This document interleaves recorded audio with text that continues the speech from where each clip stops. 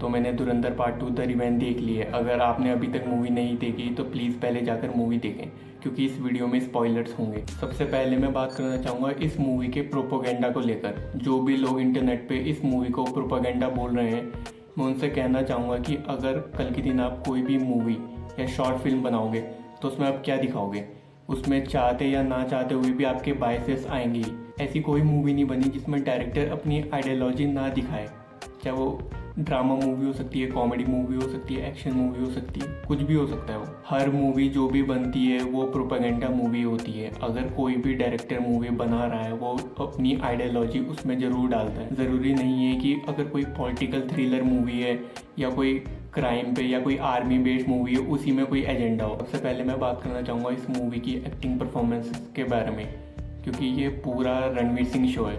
इसके मूवी के स्टार्टिंग से लेकर एंड तक पूरी मूवी को रणवीर सिंह ने कैरी किया है। आपको इस मूवी में थोड़ी बहुत अक्षय खन्ना की प्रेजेंस जरूर मिसिंग लगेगी, क्योंकि इस मूवी का जो मेन एंटेगनिस्ट है, जो मेन विलन बने हैं, वो मेजर इकबाल का कैरेक्टर वो बहुत ही वीक है। मतलब कहीं भी आपको वो थ्रेटनिंग लगेगा ही नहीं। मेजर इकबाल के कैरेक्टर को इन्होंने 2 सीन दिए हैं अपने फादर के साथ, वो बहुत ही ना मुझे वीक और रिपीटेटिव लगे, क्योंकि जो मेन स्टोरी है उससे उसका कुछ लेना देना है ही नहीं। और वो मेजर इकबाल के कैरेक्टर में कुछ भी ऐड नहीं करते। वो चाहते थे शायद मेजर इकबाल के बारे में थोड़ा बहुत आपको बताएं कि उसका पॉइंट ऑफ व्यू क्या है, मतलब उसकी फैमिली के बारे में थोड़ा उससे कनेक्ट करवाना चाहते थे शायद, मगर वो फेल हो जाते। सीन बिल्कुल अननेसेसरी लगे मुझे। मेजर इकबाल का कैरेक्टर जो अर्जुन रामपाल ने निभाया है, अगर उसे हम कंपेयर करें फर्स्ट पार्ट के अक्षय खन्ना के साथ, जो रहमान डकैत का कैरेक्टर था उसके सामने बहुत ही वीक है। आपको कहीं भी ये एक थ्रेट लगेगा ही नहीं जिसे हमजा को बीट करना है। ये पूरी मूवी रणवीर सिंह के कैरेक्टर हमजा पे डिपेंडेड है, हैविली डिपेंडेड है, क्योंकि इस मूवी में अगर आप देखें तो बाकी कैरेक्टर एक तरह से सपोर्टिंग कैरेक्टर की तरह दिखाए गए हैं। पहले पार्ट में इंसॉम्बल था, हर किसी पे फोकस किया गया था, पर इस मूवी में मुझे ऐसा लगा कि सारे कैरेक्टर साइडलाइन हो गए हैं। जैसे उजैर बलोच का कैरेक्टर था, वो मूवी के स्टार्टिंग में उसका मेन सीन है जो फुटबॉल वाला। अगर आपने लियार के बारे में थोड़ा भी पढ़ा है तो आपको पता होगा, सड़कों पे फुटबॉल खेला गया था, तो वो इम्पोर्टेंट सीन है उजैर बलोच के लिए। उसके बाद उजैर बलोच पूरी मूवी से गायब। एक बार उसे वो दुबई भेजते हैं और एयरपोर्ट से उठा लेते हैं, उसके बाद से वो पूरी मूवी में जेल में ही है एंड तक मूवी के। और चौधरी असलम के कैरेक्टर के भी कुछ सीन इंपॉर्टेंट, और संजय दत्त ने अच्छा काम किया है, मगर संजय दत्त के कैरेक्टर को भी वो गायब कर देते हैं मूवी में, क्योंकि रियल लाइफ में वैसा ही हुआ था जिस तरीके से दिखाया गया है। बाकी के जो भी कैरेक्टर्स है वो इतने शायद मेमोरेबल नहीं है जितने पार्ट 1 में थे।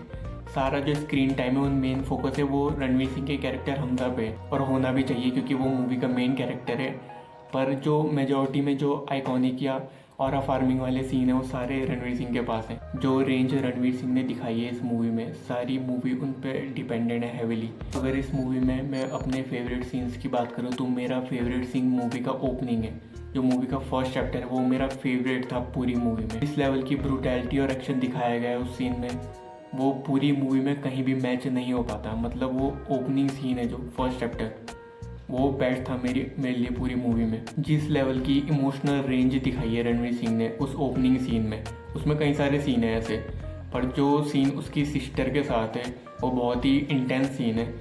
और अगर इस साल किसी को अवार्ड देना है, नेशनल अवार्ड या कोई भी अच्छा अवार्ड है, जो वो रणवीर सिंह को ही मिलने चाहिए एक उस सीन, स्पेसिफिकली उस सीन के लिए। इस मूवी का जो म्यूज़िक है काफ़ी अच्छा म्यूज़िक है, शाश्वत सदेव ने काफ़ी अच्छा काम किया है। मगर जिस लेवल के बैंकर ट्रैक थे पार्ट 1 में, एक के बाद एक सारे गाने याद है मुझे लगभग। पार्ट 2 में मुझे लगा गाने शायद सीन के साथ मैच नहीं हो रहे थे उस लेवल पे। गाने अच्छे हैं पर मुझे लगा शायद उस लेवल पे आइकॉनिक नहीं है।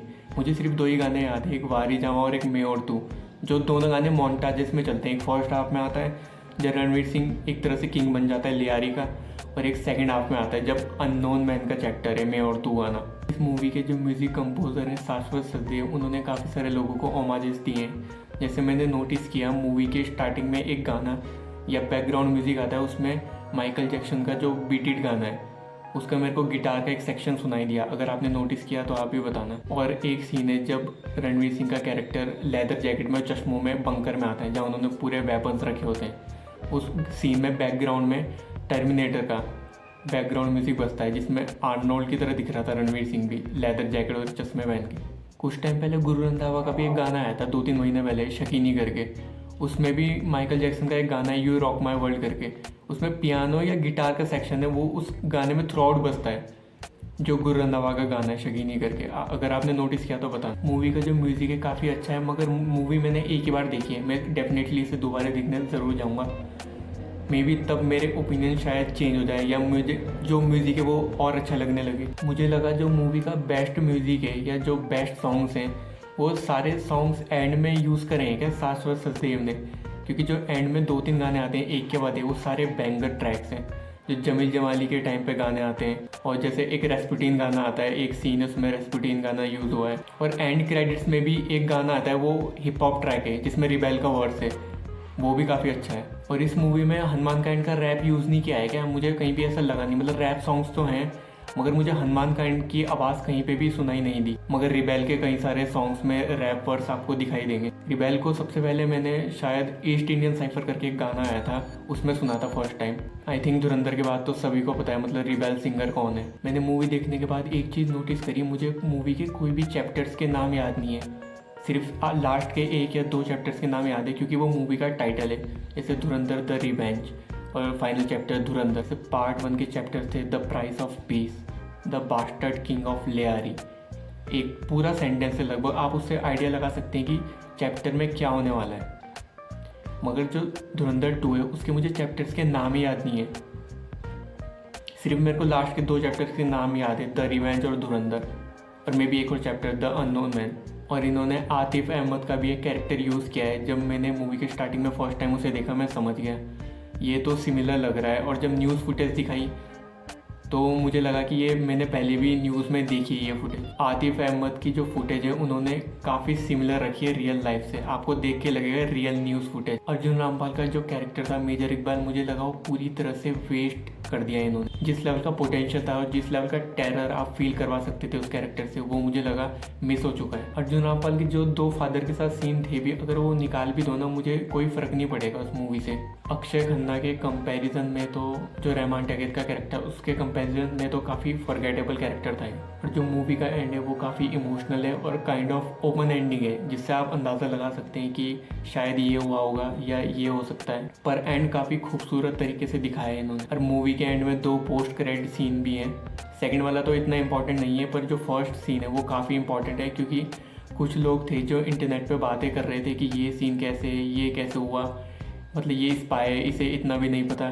तो उन लोगों के लिए, क्योंकि उसमें हर चीज़ के बारे में दिखाया गया है, क्योंकि इंटरनेट पे लोगों के जो भी सवाल थे उन सब सवालों का आंसर किया गया है उस पोस्ट क्रेडिट सीन में। वो 30-40 सेकंड का सीन है, वो लगभग 1-2 मिनट का या काफ़ी लंबा सीन है। वो हमजा के कैरेक्टर का ट्रेनिंग मोन्टाज है कि कैसे वो ट्रेन हुआ था एज अ स्पाई। और मैं एक कैरेक्टर के बारे में बात करना भूल गया जो मेरा फेवरेट कैरेक्टर है, वो है राकेश बेदी सर का जमील जमाली का कैरेक्टर। अगर फर्स्ट पार्ट में लोगों को जितना पसंद आया तो सेकंड पार्ट में आई थिंक सब लोग उनके फ़ैन बन जाएंगे, क्योंकि जो असली धुरंधर है मूवी का वो राकेश बेदी सर का कैरेक्टर है, जमील जमाली। मैं स्पॉइल नहीं करूंगा उस कैरेक्टर के बारे में क्या है, आप अगर आपने मूवी देखी है तो आपको पता है मैं ऐसा क्यों बोल रहा हूँ। जमील जमाली का character is the real Dhurandhar of this movie. और मुझे एक चीज़ फ़नी लगी, जो बड़े साहब का कैरेक्टर है उसने अपने बेड के ऊपर ना अपनी फ़ोटो लगाई है। जो 3-4 फोटोज़ हैं उसकी इंटरनेट पे जो सब लोगों ने देखी हैं, वही फ़ोटो उसने लगाई है। मुझे लगा वो शायद ऑडियंस के लिए, कि ऑडियंस ताकि उससे पता लगा सके कि ये कैरेक्टर कौन है, वरना उसके पास तो अपनी और भी फ़ोटो होंगी, वो वही फ़ोटो क्यों यूज़ कर रहा है जो सबने देखी है इंटरनेट पे। मैं ये मूवी दोबारा ज़रूर देखूँगा, स्पेशली उस फर्स्ट सीन के लिए जो ओपनिंग सीक्वेंस है, वो मेरा फेवरेट है पूरी मूवी में। उसके लिए आप डेफिनेटली मूवी दोबारा ज़रूर देख सकते हैं, वो इतना अच्छा सीक्वेंस है। मूवी के डायरेक्टर आदित्य धर ने एक पॉप कल्चर मूवमेंट तो क्रिएट कर दिया धुरंधर पार्ट 2 के साथ भी। अगर मैं धुरंधर पार्ट 2 को कंपेयर करूँ धुरंधर पार्ट 1 के साथ, तो मैं पार्ट 1 को आउट ऑफ 10 9 पॉइंट्स दूंगा, और सेकंड पार्ट मेरे लिए आउट ऑफ 10 में 7 या 7.5 है मेरे लिए। अभी मैंने मूवी एक ही बार देखी है, मे बी मैं कुछ चीज़ें भूल गया हूँ शायद इस रिव्यू में बात करने के लिए, तो मे बी एक और नेक्स्ट वीडियो आए धुरंधर पार्ट 2 को लेके।